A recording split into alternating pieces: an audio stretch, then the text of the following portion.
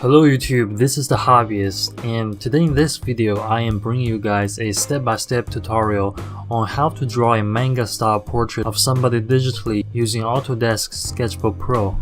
Now, drawing somebody in a cartoon or manga style is both difficult and easy, if that makes sense to you. It's easy because manga has its own formal system of drawing human features such as eyes, hair, nose, and etc.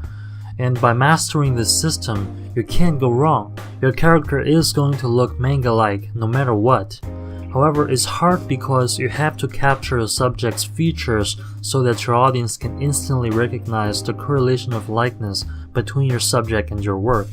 With that said, let's begin with today's content. The image you're seeing on the left is a reference photo I procured with the owner's consent. On the right, I have laid down some rough pencil marks sketching her facial features. We can see that she has a broad forehead, relatively thick eyebrows, voluptuous cheeks, and a very small nose. With that in mind, I have transposed her eyes and mouth almost literally without any distortion. However, I have intentionally reduced the size of her nose to make it even smaller than real life and her cheeks fuller. By doing this, I intended to establish a correlation of familiarity between my character and my subject. I then finished up the contour of her hair following the reference photo and used the lasso tool and the move tool to do some minor adjustment with her face. At this point, I'm quite happy with what I've got, so I renamed this layer as head and created another layer to work on her torso. Now, since we're drawing a female with a normal body type, the idea is to make her torso appear slim and tender. Here you can see I have exaggerated her bust size quite a bit, just trying to be flattering. But my patron said no, this was too freaking big, so I tuned down it later in the drawing process. I drew her earbuds on a separate layer, played around with her face shape a little more, and decided, yeah, that's pretty much it for the head and the upper torso. Then, being ambitious as I was, I moved on to portray the hidden parts which are not covered in the reference photo. It's worth mentioning that this process is a combination of my imagination and studying stock images. As you can see, I portrayed her hands in a very tranquil gesture, sort of like the hand gesture Nara Shikamaru makes when he's thinking, if you're a Naruto reader. And all of this is done with Sketchbook Pro's default soft pencil tool. Now I'm moving on to the chair and then to the table using Sketchbook Pro's ruler tool, which is very handy as you can use the two anchor points or fulcrums to adjust its rotation. Then I moved on to draw the legs and feet. It's really hard for me to draw a human figure in this tilted perspective, and that's the reason I admire mangaka like Masashi Kishimoto, who can draw characters in a fisheye lens and still manage to make them appear proportionally correct. And back to my project, I continued to play with it and completed the rest of the chair. And at here you can see again I'm using the lasso and move tool to do some minor adjustment to the legs. The last step of the penciling process was adding more details to the eyes. This is the part where the aforementioned formal system comes in.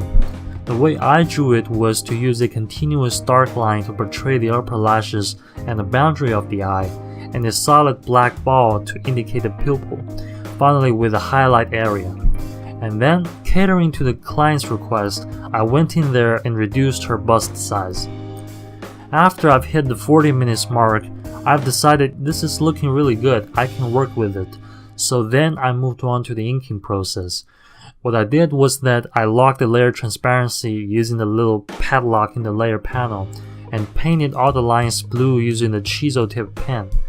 This is a trick I learned from Robert Marzullo's YouTube channel. What it does is that after you have made your penciling lines blue, it is easy for you to tell your black inking lines apart from them.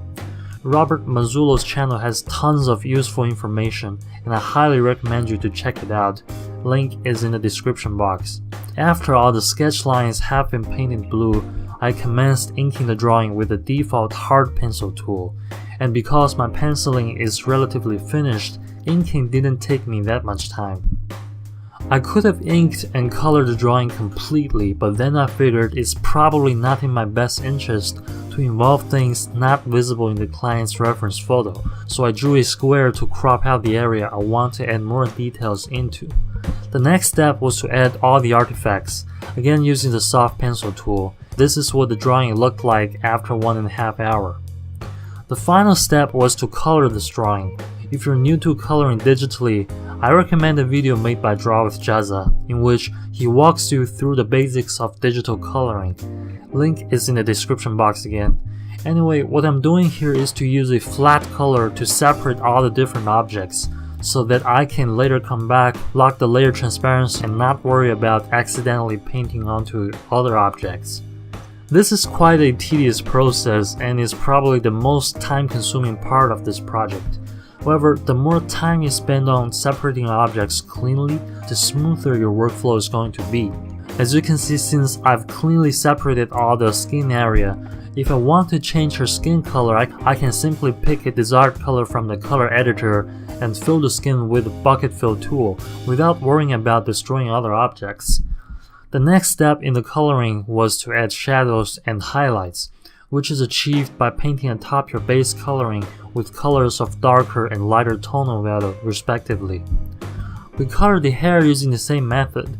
Shadows are painted with a darker, almost black pitch tone, and a lighter tone to convey the hair strands and highlight. And it's worth mentioning that I didn't pay too much attention to the artifacts, plants, and furnitures, and the drawing tool I used for adding shadows and highlights is the default synthetic brush set. And lastly, I used the default airbrush set to blend in all the colors. And after 2.5 hours of work, this is what I finally ended up with. And alright guys, so that wraps up today's content. I hope it's been informative, and please like, share, comment, and subscribe to the channel. I publish weekly drawings and animation related videos, and I hope to see all of you in the next one. Bye bye.